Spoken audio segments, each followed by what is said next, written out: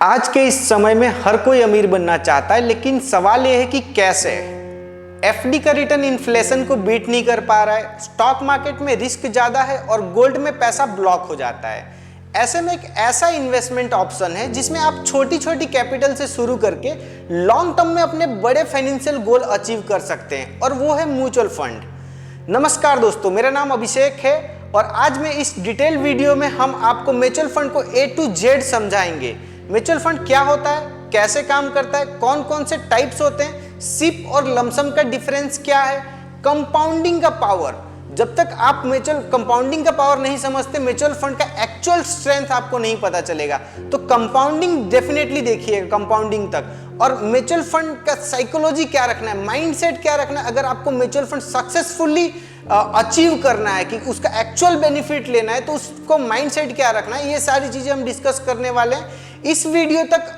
And तक अगर आपने देख लिया तो म्यूचुअल फंड के बारे में किसी और वीडियो देखने की जरूरत नहीं पड़ेगी। म्यूचुअल फंड एक ऐसा इन्वेस्टमेंट व्हीकल है जिसमें बहुत सारे इन्वेस्टर अपना पैसा जोड़ते हैं और एक प्रोफेशनल फंड मैनेजर को उस पैसे को यूज करने के लिए दिया जाता है, जो पैसा स्टॉक्स, बॉन्ड और गोल्ड, मनी मार्केट में इन्वेस्ट करता है और इससे रिटर्न जनरेट करके सभी लोगों को इक्वली डिस्ट्रीब्यूट करता है। यही है म्यूचुअल फंड का सिंपल डेफिनेशन। तो 1774 में नीदरलैंड ने सबसे पहले अपना म्यूचुअल फंड बनाया था, एंट्रेक्ट मार्कमुक्त, जिसका मतलब होता है यूनिटी क्रिएट्स स्ट्रेंथ। ये डच लैंग्वेज में है इसलिए आपको शायद नहीं समझ आएगा, लेकिन इसका मतलब होता है यूनिटी क्रिएट्स स्ट्रेंथ। 1774 में नीदरलैंड ने स्टार्ट किया था। देन 1924 में यूएसए ने अपना मॉडल म्यूचुअल फंड इंट्रोड्यूस किया, जिसमें उन्होंने पहली बार बताया ओपन एंडेड, क्लोज एंडेड और इंटरवल फंड। ओपन एंडेड का मतलब ये होता है कि आप कभी भी उसको खरीद बेच सकते हो, ऐसे जैसे शेयर्स को हम खरीद बेच सकते हैं, उसी तरीके से ओपन एंडेड को कभी भी हम खरीद बेच सकते हैं। क्लोज एंडेड का मतलब ये होता है उसकी एक फिक्स मैच्योरिटी पीरियड होती है कि उस 3 साल, 5 साल, 7 साल का जो भी मैच्योरिटी पीरियड है वो आपको वेट करना पड़ेगा। अगर उससे पहले आप एग्जिट करते हो तो 1% का एग्जिट लोड लगता है। ठीक है। इंटरवल फंड का मतलब होता है कि उसका हर एक 6 महीने में उसका गेट ओपन होता है, वहां आप सेल कर सकते हो, फिर वहां नया परचेस कर सकते हो, फिर वापस क्लोज हो जाता है, देन वापस से उसका गेट ओपन होता है 6 महीने, साल भर में। उसका एक फिक्स टाइमिंग होता है कि इस टाइमिंग पे ही आपको करना रहेगा। तो तब ये 1924 में यूएसए ने ये सारी चीजें एक्सप्लेन किया। देन 1963 में इंडिया ने सबसे पहला अपना म्यूचुअल फंड बनाया, UTI, unity trust of India, जिसमें पहली स्कीम 1964 में लॉन्च की, यूएस 64। उसके बाद से 1987 में public sector banks, LIC, GIC ने भी अपने म्यूचुअल फंड शुरू किया। 1993 में सेबी रेगुलेशंस के बाद प्राइवेट प्लेयर्स और एंट्री लिए। फिर 2003 में यूटीआई स्प्लिट हुआ और एएमसी, एसेट मैनेजमेंट कंपनी बन गई अलग अलग, और उसी के थ्रू आजकल आज जो फंड्स चल रहे हैं वो उसी के एसेट मैनेजमेंट कंपनी के थ्रू ही चल रहे हैं। अभी इंडिया में टोटल 1791 फंड स्कीम चल रही है। ये नंबर सभी तरह के फंड को इंट्रोड्यूस करते हैं, जैसे equity, debt fund, hybrid fund, ETF, index fund, solution oriented fund, और भी 6-7 तरीके के फंड है जो कि मनी मार्केट के लिए यूज होते हैं। और अब हम चलेंगे डिटेल में इन फंड्स के बारे में कि ये फंड्स क्या कहते हैं और उस फंड को समझने की कोशिश करेंगे। इक्विटी फंड मेनली स्टॉक्स में इन्वेस्ट करता है, जिसमें रिस्क ज्यादा होता है लेकिन लॉन्ग टर्म में रिटर्न भी हाई होता है। एग्जाम्पल देखें तो large cap fund, mid cap fund, small cap fund, जैसे पूरा का पूरा शेयर मार्केट में ही ये पैसा जाता है। अगर आपने इक्विटी फंड में इन्वेस्ट किया है ना, तो पूरा का पूरा वो पैसा स्टॉक मार्केट में जाएगा। तो ये हाई रिस्क हाई रिटर्न वाला चीज है। तो आप देख सकते हैं हाई रिस्क, जिसको अगर रिस्क ज्यादा बेयर कर सकते हो, इक्विटी फंड में भी इन्वेस्ट कर सकते हैं।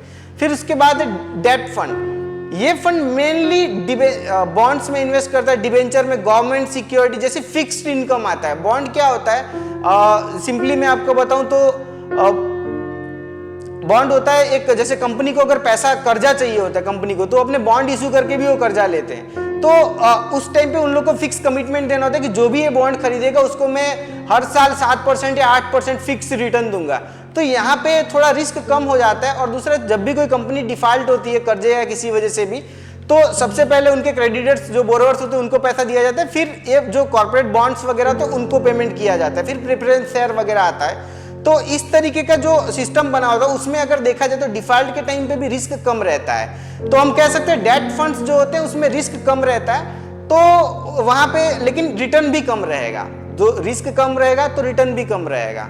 ये चीजें ध्यान में लेके फिर आप डेट फंड में इन्वेस्ट कर सकते हैं। उसके बाद आता है हाइब्रिड फंड। हाइब्रिड फंड क्या होता है? हाइब्रिड फंड होता है इक्विटी और डेट का मिक्स होता है। जैसे मान लो 60-40 कर लिया तो 60% इक्विटी में पैसा जाएगा, 40% डेट फंड में पैसा जाएगा।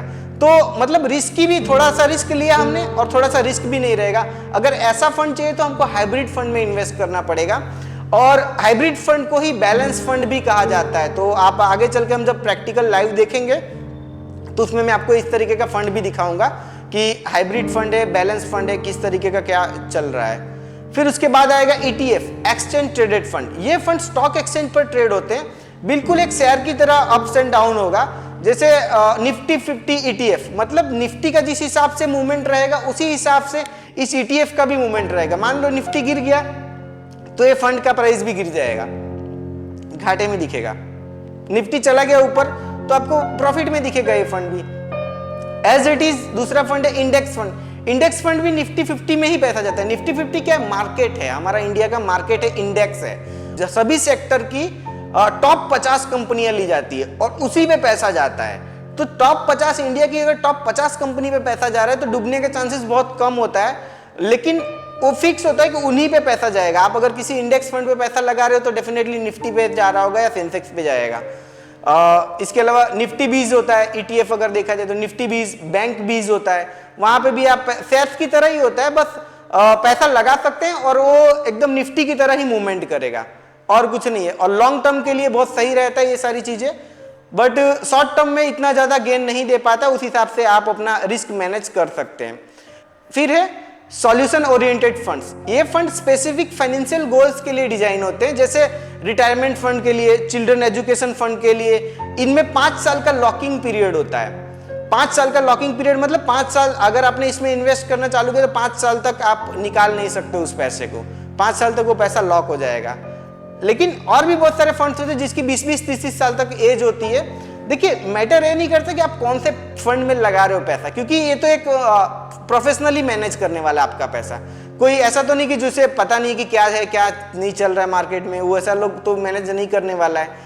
तो प्रोफेशनल मैनेज करने वाला है पैसा, तो पैसा तो कहीं ना कहीं आपका बनेगा। अब आपको देखना है टर्म कितना रखना है, कितने साल के लिए मैं ये चीजें कर सकता हूं। या ऐसा तो नहीं कि मैं 1-2 महीने आपने पैसा डाला, 2-3 महीना भरा पैसा और फिर पैसा निकाल लिए, फिर आपका गोल अचीव कैसे हो सकता है? नहीं हो सकता है गोल अचीव। या 2 साल भर के भी पैसा गोल अचीव नहीं हो सकता। ये चीजें आपको समझनी पड़ेगी कि मुझे टर्म कितना रखना चाहिए, किस हिसाब से मुझे अपने लाइफ की प्लानिंग करनी है। उसके बाद आप ये सारी चीजें डिसाइड कर सकते हो कि मुझे किस फंड में इन्वेस्ट करना है, कितने टाइम के लिए इन्वेस्ट करना है, और टाइम ज्यादा देने से बेनिफिट्स क्या है, कम टाइम में अगर मैं पैसा निकाल लेता हूं तो इसके डिमेरिट्स क्या है। ये सारी चीजें जब आपको समझ आएगा तब एक्चुअल म्यूचुअल फंड का बेनिफिट आप समझ पाएंगे। अभी आपको सिर्फ एक मैं फंड्स के बारे में बता रहा हूं कि किस तरह के फंड होते हैं। अब ये जो 2 फंड है ना, ये सारे 6 के 6 फंड, इन 6 के 6 में आप SIP भी कर सकते हो, म्यूचुअल फंड भी कर सकते हो, सॉरी लमसम भी कर सकते हो। तो SIP मतलब हर महीना आपका पैसा जाएगा, हर महीना एक अमाउंट आप फिक्स करते हैं, जैसे 2000, 3000, 4000, 5000, 10,000, जिसको भी जितना करना हो कर सकता है। तो हर महीना वो 10,000 रुपया आपको इस फंड में चला जाएगा ऑटोमेटिकली, उसको SIP कहा जाता है। लमसम किसको कहा जाता है? जो एक बार में आपने पैसा डाल दिया। मान लीजिए मेरे पास एक्स्ट्रा पैसा एक बार में लाख रुपया आ गया, मैं डाल दिया किसी फंड में, वो अपने आप ही ग्रोथ करता रहेगा, वो हो गया लमसम अमाउंट इन्वेस्ट कर दिया। दूसरा चीज कि लोगों को सबसे ज्यादा कंफ्यूजन आता है डायरेक्ट और रेगुलर में। रेगुलर म्यूचुअल फंड क्या है, डायरेक्ट क्या है? तो ये सभी फंड दोनों तरीके से आप कर सकते हो। डायरेक्ट मतलब AMC की वेबसाइट पर जाके सीधा आपने AMC के थ्रू यूनिट्स परचेस कर लिए। यहाँ पे हम लोग यूनिट परचेस करते हैं म्यूचुअल फंड में, तो डायरेक्ट AMC के थ्रू आपने यूनिट परचेस कर लिए तो थोड़ा चार्ज एक्सपेंस आपका कम हो जाएगा। लेकिन यहीं पे आप अगर कोई मीडिएटर रखते हैं, जैसे एंजल वन, ज़ीरोधा या ग्रो, बहुत सारी ब्रोकिंग फर्म है, जो ब्रोकिंग फर्म के थ्रू या बैंक के थ्रू आप कर रहे हैं, तो वहां पे वो लोग अपना एक चार्जेस लेते हैं, जो कि आपको सर्विस प्रोवाइड करने का चार्ज लिया जाता है। तो इस वजह से थोड़ा चार्जेस ज्यादा होता है, इसीलिए वो रेगुलर फंड कहा जाता है। और अगर डायरेक्ट आप AMC से करते हो तो वो डायरेक्ट फंड होता है। आई होप आपको डायरेक्ट और रेगुलर भी क्लियर हो गया होगा। तो अब सबसे इंपॉर्टेंट चीज चलते हैं, हम लाइव देखेंगे इस चीज को कि किस तरीके से हम कैलकुलेट करते हैं, किस तरीके से हम कैलकुलेशंस को समझते, कंपाउंडिंग को समझते हैं। वो सारी चीजें मैं आपको लाइव एक वेबसाइट के थ्रू दिखा रहा हूं। आप भी प्रैक्टिकल करते रहिएगा तो डेफिनेटली आपको अच्छा लगेगा। तो ये है अर्नोमीटर वेबसाइट, अर्नोमीटर.com। यहाँ पे आप देखेंगे इक्विटी, डेरिवेटिव, इंडेक्स। यहाँ पे देखिए स्टार्टिंग में होम पेज है, equity, derivative, index, market planner, mutual fund, commodity, currency. यहाँ पे थोड़ी बहुत डिटेल्स आप निकाल सकते, किसी भी शेयर्स की ट्रेंड क्या चल रहा है, वो सब स्कैनर जैसा ही है, बट मैं उस चीज के लिए इसको यूज नहीं करता हूँ। मैं सिर्फ आपको अगर कैलकुलेशन जानना है ना कि म्यूचुअल फंड में कंपाउंडिंग का बेनिफिट क्या है, सबसे इंपॉर्टेंट चीज है, तभी आप पेशेंसली 20 साल, 25 साल, 30 साल दे सकते हैं। अगर आपको कंपाउंडिंग ही नहीं पता होगा ना तो पॉसिबल नहीं है, कि कोई रुक ही नहीं सकता। मतलब मैंने अपनी लाइफ में 10 साल हो गए स्टॉक मार्केट को देखते हुए, और हमने तो जॉब किया है, मतलब काम किया है इस प्रोफेशन में, इस फील्ड में काम किया है। हमको पता है लोग किस तरीके से सोचते हैं और 2 साल 3 साल बाद क्यों ब्रेक कर लेते हैं पैसा। वो सारी चीजों को कंट्रोल करना सबसे इंपॉर्टेंट है। तो उसी को हम लोग देखेंगे। देखिए पहले म्यूचुअल फंड पे जैसे ही क्लिक करूंगा ना म्यूचुअल फंड पे, तो इस तरीके का आएगा। आप लोग को भी ये चीजें प्रैक्टिकल करना है, तभी जाके आप लोग को अच्छा लगेगा। तभी अब यहाँ पे देख लीजिए, click here to cumulative performance of fund. तो कुछ फंड मिलेंगे, देखिए यहाँ पे open ended equity small cap fund. अब यहाँ से ओपन एंडेड मतलब क्या है? ओपन एंडेड मतलब कभी भी हम इस फंड को खरीद बेच सकते हैं, सिंपल, मैंने आपको पहले ही बता चुका है। स्मॉल कैप मतलब जो छोटी कंपनी होती है, जिनका मार्केट कैप कम होता है, छोटा होता है, 1000-2000 करोड़ के नीचे की जो कंपनी होती है उसको स्मॉल कैप में काउंट किया जाता है। वैसी कंपनी ग्रोथ भी बहुत ज्यादा दे सकती है, अगर चल गई तो वो मान के चलो 50 गुना, 100 गुना, 200 गुना, 500 गुना भी हो सकता है, लेकिन रिस्क भी थोड़ा रहता है। तो ये चीजें स्मॉल कैप फंड में रहता है। तो देखिए इसने कितना रिटर्न दिया, 1 महीने में 4% दिया, 6 महीने में 30%, फिर 1 साल में 15%, फिर 2 साल में 24%, 3 साल में 31% का रिटर्न दिया है। एज इट इज देखिए open ended ELSS fund. ELSS fund क्या होता है? इसको टैक्स सेवर फंड भी कहा जाता है ईएलएसएस फंड को। अगर मान लीजिए 6 लाख का इनकम स्लैब में अगर आपका इनकम स्लैब चेंज हो जा रहा है, टैक्स स्लैब चेंज हो जा रहा है, तो आप यहाँ पे ईएलएसएस फंड में 1.5 लाख रुपए इन्वेस्ट करके और कम करवा सकते हैं। मान लीजिए आपका 6 लाख पे चेंज हो रहा है तो, और 7.5 लाख 7 लाख आपकी अर्निंग है, तो 1.5 लाख रुपए अगर आप ईएलएसएस फंड में जमा कर देंगे तो आपका 1.5 लाख रुपया कम हो जाएगा। तो ये टैक्स सेवर फंड भी है, तो वहां से आपका स्लैब चेंज होने से बच सकते हैं आप ईएलएसएस फंड में। लेकिन इसमें 3 साल का लॉकिंग पीरियड होता है, 3 साल तक पैसा नहीं निकाल सकते आप। ये चीजों को भी ध्यान में रखना पड़ेगा, ठीक है। फिर ये ओपन एंडेड ईएलएसएस फंड है। फिर क्लोज एंडेड ईएलएसएस फंड भी होता है जिसमें मैच्योरिटी रहेगा, इसमें आप देख लीजिए। और सभी फंड का परफॉर्मेंस देख लीजिए, इसमें सिर्फ एक है जो 0 है, ये है close ended balance fund. Balance fund मतलब आधा पैसा डेट में लगता होगा, आधा इक्विटी में लगता होगा, इसलिए उसको बैलेंस फंड कहते हैं। फिर और भी तरीके का फंड है, लेकिन देखिए इस तरीके से रिटर्न्स भी देते हैं ये लोग, 20%, 27%, 29%, कभी 0, कभी 15%, कभी 16%, कभी नेगेटिव भी हो सकता है। ऐसा नहीं कि हाँ देखिए यहाँ पे नेगेटिव हुआ है 12%, यहाँ पे नेगेटिव हुआ है। ओवरऑल मैटर करता है, कभी नेगेटिव हो सकता है, कभी पॉजिटिव हो सकता है। इसलिए हमको 6 महीना, साल भर के लिए कभी भी म्यूचुअल फंड एसआईपी का प्लान नहीं करना चाहिए। ऑलवेज सोचना ये चाहिए कि लॉन्ग टर्म में किस तरीके से जाएं, लॉन्ग टर्म में किस तरीके से जाएं। उसका एक रीजन है, अब मैं चलते हैं वो रीजन जानते हैं कि क्यों हमको लॉन्ग टर्म ही जाना चाहिए, क्यों हमको शॉर्ट टर्म में नहीं जाना चाहिए। वो सारी चीजें आप देखिए, आपको समझ आएगा। प्लानर में जाना रहेगा। प्लानर में जाने के बाद देखिए यहाँ पे एसआईपी, सिस्टमेटिक इन्वेस्टमेंट प्लान। देखिए यहाँ पे मैं लमसम की बात नहीं करूंगा, यहाँ पे जो बात करूंगा मैं, जो मंथली इन्वेस्टमेंट करते हैं ना उन लोगों की बात करना है, उनको किस तरीके से सोचना चाहिए। अब मान लीजिए मैं 2000 रुपये पर मंथ इन्वेस्ट कर रहा हूँ एसआईपी में, किसी कोई भी fund, small cap, large cap, mid cap, आपको जो सही लगे वो फंड चूज करना आपका काम है। और वो फंड कहाँ पे इन्वेस्टमेंट करता है, आप इजीली गूगल पे सर्च मारोगे फंड का नाम, और तो इजीली आपको दिखा देगा कि इस कंपनी में इन्वेस्ट करता है। वो चीज आप देख लीजिएगा। इंपॉर्टेंट है कि अगर मैं कोई भी ऐसा कोई प्लान लेता हूं जिसमें मैं इन्वेस्ट करूं हर महीने 2-2 हजार रुपया, मंथली फ्रीक्वेंसी रखना है। यहाँ पे देखिए फ्रीक्वेंसी लिखा हुआ, मंथली रखना है 2000 टर्म्स ऑफ इन्वेस्टमेंट। अब जनरली लोग क्या करते हैं, जनरली लोग का टर्म्स ऑफ इन्वेस्टमेंट अगर बोलते तो 5 साल 7 साल या हार्डली 10 साल, इससे ज्यादा का तो प्लान ही नहीं करते। दूसरा चीज ये होता है कि जो अब 25 साल का लड़का है उसे 20 साल 30 साल के लिए वो सोच सकता है एक बार के लिए, लेकिन जो ऑलरेडी 50 साल का है वो कैसे 20 साल 30 साल के लिए सोचेगा? वो तो यही सोचेगा ना कि 50 साल बाद तो 10-20 साल बाद तो मैं खुद ही नहीं रहने वाला हूं, तो इस पैसे का क्या करूंगा? लेकिन एक्चुअल में ऐसा नहीं होता। अगर आप एक सही चीज जान गए हो तो आप अपने उस पीढ़ी को भी ट्रांसफर कर सकते हो जो उसका एक्चुअल में बेनिफिट ले पाएगा। समझे? जरूरी नहीं है कि मैं 50 साल का हो गया तो मेरी निचली पीढ़ी को मैं अच्छा एक ज्ञान नहीं दे सकता हूं, देना चाहिए। अगर बेनिफिशियल चीज है, अगर उसको लगता है कि इससे वो अपनी फाइनेंशियल जर्नी को और कंफर्टेबल तरीके से जी सकता है, एंजॉय कर सकता है, तो क्यों ना सिखाना चाहिए। और पहले खुद सीखो, उसके बाद दूसरों को सिखा सकते हो ना। वही चीज हम देखेंगे कि क्यों लॉन्ग टर्म ही सोचना चाहिए। जैसे टर्म्स ऑफ इन्वेस्टमेंट कितना रखना है, टर्म्स ऑफ इन्वेस्टमेंट कितना 10 साल कर लेते हैं हम लोग। चलिए 10 साल मंथ रहने देते। कितना एक्सपेक्ट करते हैं? अभी हमने देखा ना वहां 20%, 30%, 15%, 3 साल में सारी चीजें देखा होगा। हम कोई निफ्टी का इंडेक्स फंड निफ्टी का मानते हैं, निफ्टी ने पिछले कुछ सालों में 15% तक कंसिस्टेंट रिटर्न दिया है। मतलब कंसिस्टेंट नहीं कह सकते, कम ज्यादा एवरेज रिटर्न है ना 14-15% का है निफ्टी का, तो मैं मान के चलता हूँ 15% रिटर्न मिलेगा। एफडी तो 7% ही देता है अभी भी, और इन्फ्लेशन भी 7% ही है। तो हमको ऐसी जगह पे इन्वेस्टमेंट करना रहेगा जो इन्फ्लेशन को बीट कर पाए, तभी हमारे पैसे को एप्रिसिएशन मिलेगा। अदरवाइज हमारा पैसा सिर्फ बढ़ सकता है, बाकी दिखेगा रहेगा तो उतने का उतना ही। समझे? क्योंकि अगर इन्फ्लेशन बीट नहीं करेगा तो फिर पैसा तो उतना ही बढ़ रहा है, उतना ही परचेसिंग पावर उसकी घट रही है, तो उस हिसाब से पैसे की वैल्यू तो उतनी ही रहेगी। अगर आप 7% तक कमा पा रहे हो तो अपने पैसे पे रिटर्न, तो उसकी वैल्यू उतनी की उतनी रहने वाली। लेकिन अगर आपको अपने पैसे की वैल्यू बढ़ानी है, एक्चुअल में ग्रोथ करना है, तो 7-8 से ज्यादा का रिटर्न चाहिए आपको, तो आपको जाके एक्चुअल ग्रोथ रहेगा। तो कंपाउंडिंग कितने पे होगा? कंपाउंडिंग एनुअली होता है, ईयरली कर देते। अब देखिए मैं 2000 रुपया महीना हर महीने भर रहा हूँ, 10 साल का टर्म रखा है मैंने, 10 साल तक भरूंगा। मेरा एक्सपेक्टेशन है कि 15% 10 साल तक ऑन एन एवरेज 15% रिटर्न मिलेगा। तो 10 साल बाद क्या रहेगा? The total investment value is 2,40,000 and the same will be worth 5 lakh something आपका इन्वेस्टमेंट हो जाएगा।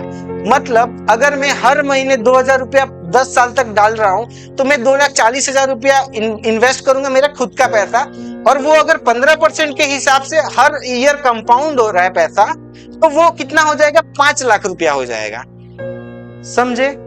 अब लोग सोच रहे होंगे 2-2 हजार रुपया भर के 5 लाख हो रहा है तो भी ठीक है, कुछ लोग सेटिस्फाई होंगे, कुछ लोगों को लगेगा कि इससे ज्यादा तो मैं ऐसे ही कमा सकता हूँ, धंधे में कोई डाल के कमा सकता हूँ। कुछ लोगों को लगेगा कि ये ठीक है, चलो कुछ नहीं है ऑप्शन, इससे तो ज्यादा ही बढ़िया है, तो कह सकते हैं ज्यादा बढ़िया है। जनरली 9-10 साल में डबल हो जाता है, यहाँ पर भी डबल हो गया है, बट वहां पे लमसम आपको पैसा डालना पड़ता है डबल करने के लिए। यहाँ पे हर महीने आप डाल रहे हो, ये बेनिफिट्स है। ठीक है, एक बेनिफिट्स हम कह सकते हैं। अभी भी 10 साल में रिटर्न इतना भी अगर आप सेटिस्फाई है रिटर्न पे, तो ये एक एक्स्ट्रा बेनिफिट है कि यहाँ पे हर महीने आप पैसा डाल रहे हो, वहां जो डबल होता है वहां आप एक साथ लमसम डालते हो तो डबल होता है। ठीक है, लेकिन अब समझते हैं, अगर मैं इसको 5 साल कर देता हूँ, 10 साल के बजाय 5 साल कर देता हूँ, 15% रिटर्न ही है। अब मेरा 1,20,000 रुपया खुद का जाएगा पैसा म्यूचुअल फंड में, और जो रिटर्न रहेगा 1,72,000 रुपए के आसपास। 1,20,000 मेरा खुद का रहेगा, सिर्फ 50,000 के आसपास ही ज्यादा मिलेगा, लेकिन वो टर्म मैंने 5 साल कर दी। तब अब मैं कहता हूं कि इसको मान के चलो आपका रिटायरमेंट प्लानिंग है, या फिर ये मान के चलो कि बस मुझे इसको लंबे टाइम तक रखना है, तो मैं चलिए इसको कर देता हूं 15 साल कर देते हैं। जो हमने 10 साल पे सिर्फ 5 लाख रुपए मिल रहा था, अब हम 15 साल कर देते। 15 साल तक मैं 2-2 हजार रुपए भरते ही रहूंगा, तो मेरा 3,60,000 रुपए जमा होगा खुद का, और उसके अगेंस्ट में मुझे मिलेगा कि 12 लाख रुपए के आसपास मिलेगा। जैसे जैसे टर्म्स बढ़ती जाएगी, जैसे जैसे आपका टर्म्स जो है साल दर साल बढ़ता जाएगा, आपका कंपाउंडेड अमाउंट भी बढ़ता जाएगा। अब ये 12 लाख हो गया, अब मैं कर देता हूं 20 साल। 15 साल के बजाय मैं सोच रहा हूं 20 साल तक मुझे इन्वेस्ट करते ही रहना है। अब अमाउंट हो गया 26 लाख रुपया। आपने इन्वेस्ट कितना किया? 4,80,000 रुपया, और अब आपको कितना मिल रहा है? 26 लाख रुपया के आसपास। अगर 15% हर साल 20 साल तक कंपाउंड होता रहा तो 26 लाख रुपया मेरा बन जाएगा। क्या ये 15% फिक्स 15% ही होता है? नहीं, ऐसा कोई फिक्स नहीं है। मार्केट में अगर पैसा लगता है तो वो एक साल में 40% भी रिटर्न दे सकता है और माइनस में भी रिटर्न दे सकता है, कुछ भी हो सकता है। इसीलिए हम कोशिश करते कि एकदम लंबा टर्म रखो। लंबे टर्म में ज्यादा चांसेस इसीलिए होता है क्योंकि मार्केट अगर गिरेगा भी तो एक साल गिरा हुआ रहता है, 2 साल गिरा हुआ रहेगा, इससे ज्यादा तो फिलहाल नहीं है, कभी भी नहीं है। कोरोना में भी 1 साल 1.5 साल तक ही गिरा था। इसके अलावा फिर महामंदी एक बार आई थी 1939 में, उस टाइम पे सिर्फ 10 साल तक मार्केट कंसोलिडेशन में रहा था। महामंदी के टाइम पे उसको 1939 के 29 में आई थी, 1929 में आई थी महामंदी। उस टाइम पे 10 साल तक मार्केट एक जोन में चलता रहा। उसके बाद तो कोई भी क्राइसिस आया 2-3 साल में निकल गया है। तो हम लोग को टाइम इसलिए लंबा लेके चलना पड़ेगा ताकि अगर मार्केट गिरा हुआ भी रहे तो हमको बेचने की जरूरत ना पड़े, और वो पहले से प्रिपेयर किया जाता है। जो इंसान की साइकोलॉजी होती है, जो टर्म्स वगैरह होता है, वो पहले से प्रिपेयर करना पड़ेगा आपको। अगर आप ये सोचोगे कि मुझे जरूरत पड़ेगा निकाल लूंगा, जिंदगी में कभी भी ये अमाउंट तक नहीं पहुंच पाओगे। ठीक है, अगर आप 5 साल करके निकाल लिए ना तो कभी भी आप 26 लाख पे नहीं पहुंच पाओगे। तो कहने का मतलब है कि अगर आपको 26 लाख देखना है तो पहले 20 लाख देखना पड़ेगा, और 20 लाख से अगर 18 लाख हुआ तो डरने की जरूरत नहीं है। ये चीजें होती है लोगों के साथ और इस डर में लोग पैसा निकाल लेते हैं, जबकि ऐसा नहीं करना है। ठीक है, अब हम सोचते हैं कि जो मैंने 20 साल तक पैसा लगाया उसके बाद मेरा 4 लाख 5 लाख का 26 लाख तो हो गया, चलिए मैं सेटिस्फाई तो हूं, लेकिन अभी भी मुझे इससे ज्यादा करना है। अब मैं यहाँ पे 25 साल कर देता हूँ, 5 साल और बढ़ा देता हूँ। 5 साल और बढ़ाने के बाद मेरा हो जाएगा 6 लाख रुपए का इन्वेस्टमेंट। हर महीने में 2-2 हजार रुपए इन्वेस्ट कर रहा हूँ। 25 साल तक लगातार इन्वेस्ट किया, मुझे 15% रिटर्न मिल रहा है, तो मेरा कितना होगा जानते हो? 54 लाख रुपया हो जाएगा। देखिए 20 तक 26 लाख था, और 20 से जैसे ही 25 साल 5 साल और दिया हमने तो सीधा 26 का 54 पहुंच गया। This is the compounding. ये पावर है कंपाउंडिंग का, और ये है कि आप चाहे मार्केट कुछ भी करे, ऊपर जाए नीचे जाए, आपको एक डायरेक्शन में चलते रहना है। फंड आप कोई भी लीजिए, लेकिन ये माइंडसेट यूज करना ही पड़ेगा। अगर आप 20 लाख पे ही बेच के सब कुछ ले लेते तो 54 लाख नहीं हो सकता है, और अगर आप 54 लाख पे भी नहीं बेच रहे हो तो डेफिनेटली आने वाले टाइम में और ज्यादा अमाउंट देखोगे। और यही होता है लोगों के साथ भी। इसीलिए हमेशा लॉन्ग टर्म सोच के चलना है, और जो भी म्यूचुअल फंड या एसआईपी कर रहे हो उसको बस भूल जाना है। ये तो मान के चलो कि वो आपके काम नहीं आने वाला, ये मान के चलो पहले से ही, तो सबसे ज्यादा अच्छा है। चलिए देखते हैं, आप 30 साल करके देखते हैं कि 30 साल पे क्या होता है।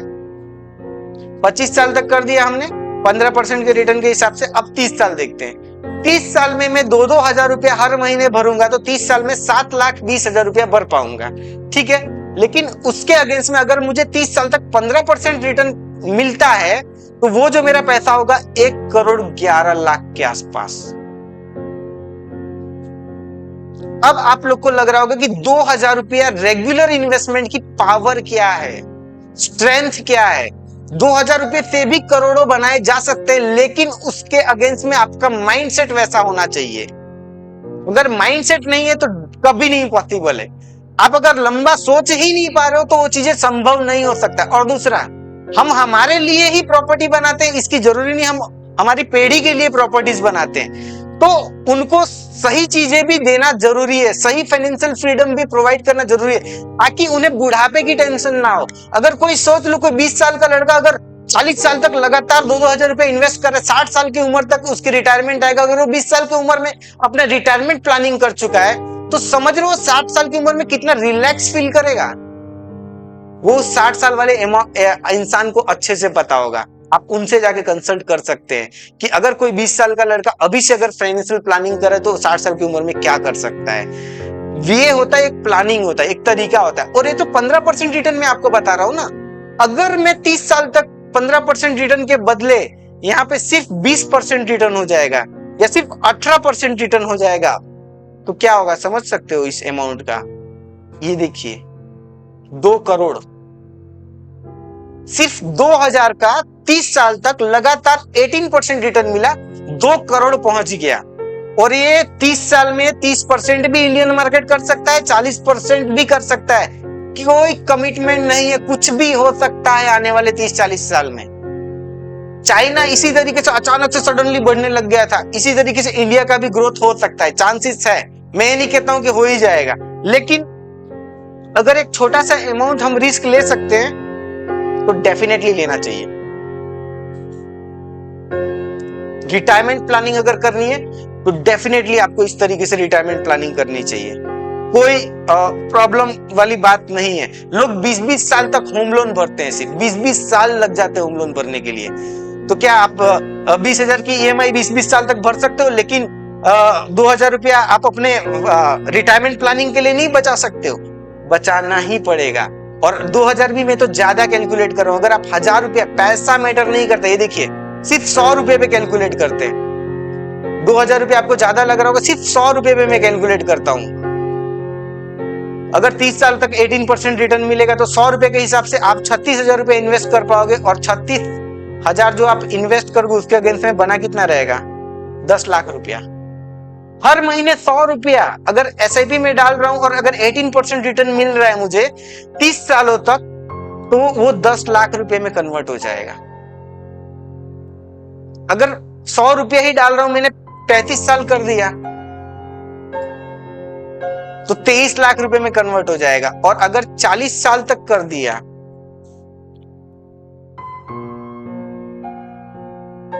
तो 53 लाख रुपया तक कन्वर्ट हो जाएगा।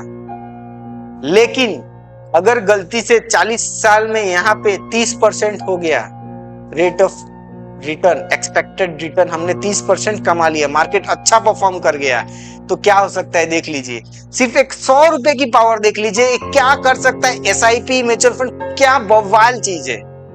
आपको खुद जजमेंट करना पड़ेगा ये चीजें। ये आपको खुद सोचना पड़ेगा कि मैं किस तरीके से इतने साल दे पाऊं। क्या इतने सालों में आपके पास फाइनेंशियल प्रॉब्लम्स नहीं आएंगे? आएंगी ही आएंगी, सबके पास आएगा, सबके पास कोई ना कोई फाइनेंशियल इश्यू आएगा ही। तब जिसने अगर पैसा बचा लिया ना, वो ये चीजें कर सकता है। अगर एक पेरेंट्स अपने बच्चे की केयर रास्ते में छोड़ दे, केयर करना बंद कर दे, तो क्या वो बच्चा सक्सेसफुल हो पाएगा?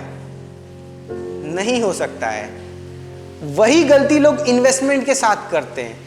जब एक बेबी का जन्म होता है, वो एकदम छोटा और वीक होता है, पेरेंट्स उसको पालते हैं, खिलाते हैं, उसके लिए सैक्रिफाइसेस करते हैं। कभी बेबी बीमार पड़ता है तो उसको हॉस्पिटल का खर्चा होता है, पेरेंट्स को पेन भी होता है, लेकिन वो उसको छोड़ते नहीं है, क्योंकि उन्हें पता है आज का स्ट्रगल कल एक स्ट्रॉन्ग लाइफ बनाएगा।